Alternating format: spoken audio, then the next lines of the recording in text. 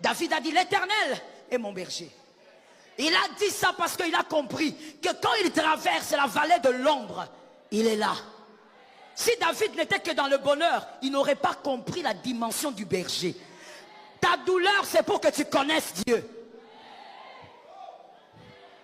Celui qui est déjà passé par le feu est plus fidèle à Dieu que celui qui n'a jamais vécu de feu.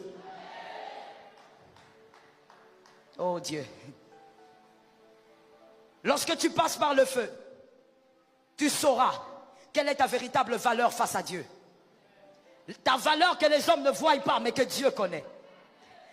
La reine Esther, lorsqu'elle était au milieu de cette compétition, tout le monde regardait, surtout les autochtones regardaient en disant, c'est une étrangère.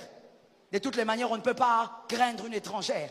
Mais ce qu'ils ne savaient pas, c'est que cette étrangère avait du prix quelque part.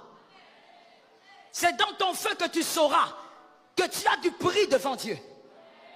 Que tu es la prunelle de l'œil de Dieu. Voilà pourquoi malgré tes difficultés, malgré le feu, Dieu n'a pas permis que certaines choses t'arrivent. Dieu n'a pas permis que certaines personnes te touchent.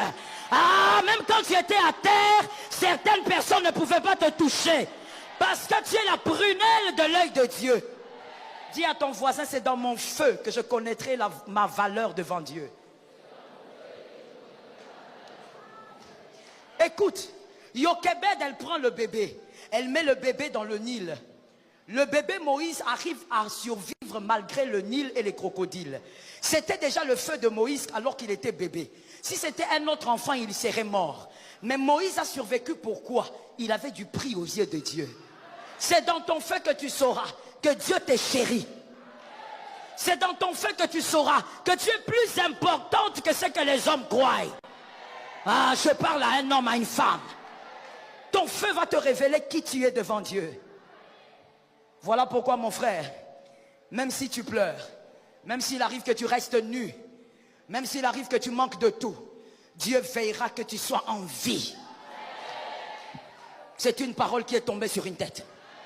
Dieu veillera que tu restes en vie. Car il est écrit, vaut mieux un chien vivant. Le lion mort, même si tu jettes une viande, il ne peut plus bouger. Mais toi, même si tu manques de tout, Dieu veillera pour qu'on ne touche pas à ta vie. Parce qu'il a besoin de ta vie pour terminer ce qu'il a commencé. Tu as du prix. Est-ce que voilà, quelqu'un m'entend très bien? Voilà pourquoi ne t'accroche pas à ce que les hommes disent. Accroche-toi à ce que tu sais que Dieu dit de toi. Si les hommes ne sont pas